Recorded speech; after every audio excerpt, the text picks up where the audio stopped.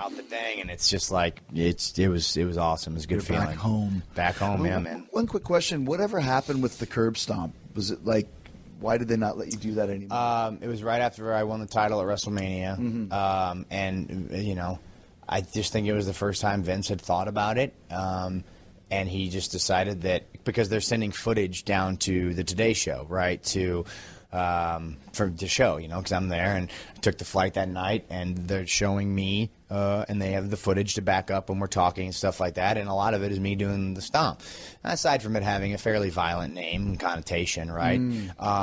But just the visual of it, he was watching it, and he thought to himself that it's easily imitatable by young children, which a lot of our stuff is, but for whatever reason, he just didn't want, he thought, just stuck in his, it stuck in his head as a champion, as his top guy. He just didn't want that to be the lasting image or a reason. He didn't want to put any guns in the bullet, so to speak. He didn't want to have any reason for people to be like, oh, what the hell, you know what I'm saying? So he just removed it from the equation. And I fought it tooth and nail because I love the move. It's a great looking move. It's a great looking move. It's super easy if you've, it's super easy. It's not, a lot of people were like, oh, it was dangerous, giving people concussions. I'm like, no, it really wasn't. Yeah. If you know how to do it, it's a very easy move. It's not, you can do it to pretty much anybody, it comes out of nowhere, easy counters to it, lots of good things going for it, except that Vince was like, well, I could see Shane doing this very easily to Stephanie when they were kids. Like, he had that vision in his head of Stephanie lying prone on the ground and Shane just stomping her in the back of the head.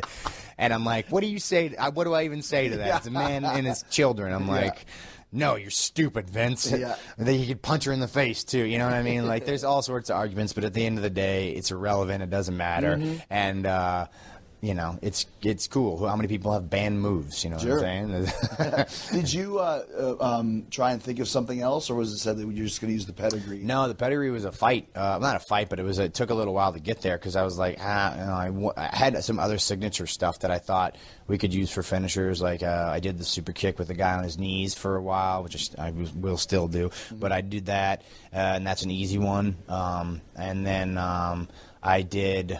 Trying to think what else.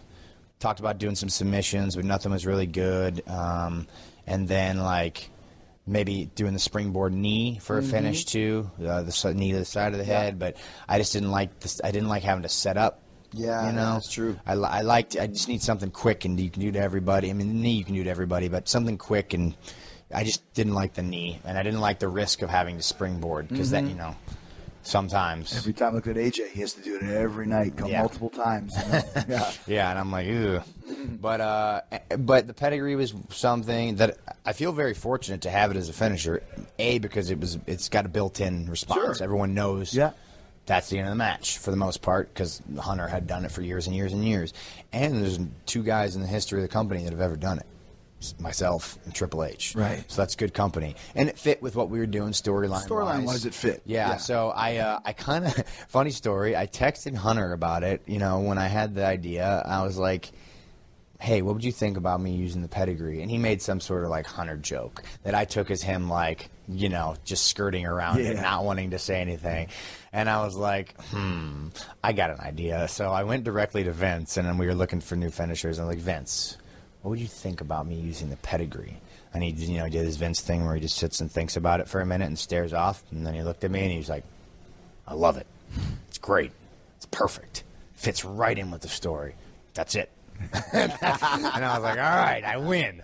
Excellent. So I kind of went around Hunter to get to him, but I don't think he cares. At the end of the day, he's going to retire, and I did it as a tribute, as a way for his legacy to kind of live on in another generation, although he's got plenty of those things. But this was just one of those. But at some point, too, there will be a Rollins Triple H match, and what a story you can tell with that. There you go, right? Yeah, lots of stuff going on there. Great. So that'll be pretty sweet. It'll be funny for him to have to take the pedigree. I know.